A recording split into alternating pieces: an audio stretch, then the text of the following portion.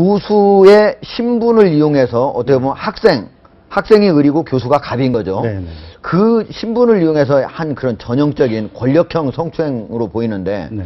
서울대처럼 이렇게 네. 아주 엘리트 교육기관인데 어떻게 이런 곳에서 이게 계속적으로 지속적으로 일어날 수 있는 거죠? 저는 오히려 서울대이기 때문에 가능할 수도 있을 것 같아요. 아, 그래요? 왜냐하면 예. 공부만 열심히 하던 학생들이 예. 다른 학생에 비해서 순진할 수 있지 않습니까? 아하. 이 학생들이 보면 중고등학교 때까지 선생님한테 제일 사랑받던 사람들이거든요. 아, 선생님이 설마 그러리야. 그러니까 설마 살짝 선생님에 대한 만지더라도 존경심 예. 이런 것들이 강하다 보니까 예. 그런 상황에 오히려 처했을 때 제대로 대처를 못할 가능성이 많은 거죠. 네. 그러다 보니까 아까 지적하신 여러 그런 상황에 처했을 때 거부하기보다 당황해하거나 회피하고 예. 또 본인이 아무튼 또 서울대학교라는 좋은 대학을 가 있으니까 자기 미래에 대한 걱정 이런 것들이 또 다른 사람보다 클 수 있기 때문에 네. 오히려 서울대이기 때문에 이런 일들이 숨겨져 왔을 가능성이 더 많다고. 자, 그래도 저는 참 궁금한데요. 예. 서울대생 얼마나 들어가기 어렵습니까? 머리도 좋잖아요. 근데 그 학생들이 왜 이런 것들을 계속적으로 공개적으로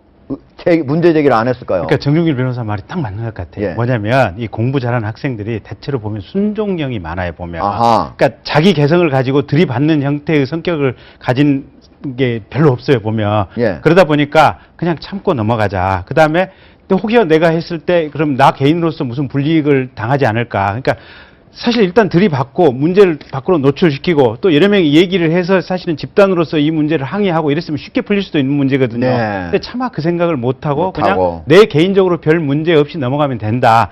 그러다 보니까 그냥 내가 좀 참으면 큰 문제 아니니까. 네, 그래서 네. 2년, 3년, 5년, 10년 뭐 이렇게 해서 그냥 쭉 지나왔던 것 같고 네. 또 아까 박상민 변호사 말한 대로 당장에 이제 서울대 다니는 학생들 학점 중요하고 예. 그다음에 나중에 취업 중요하고 대학원 들어가게 되면 대학원 입학시험 중요하고 이러다 보니까 그래도 그걸 위해서는 모든 걸 다 참아야 된다. 아마 이런 생각 아니겠나 알겠습니다. 싶습니다. 저는 서울대학에만의 문제는 아니라고 생각되고요.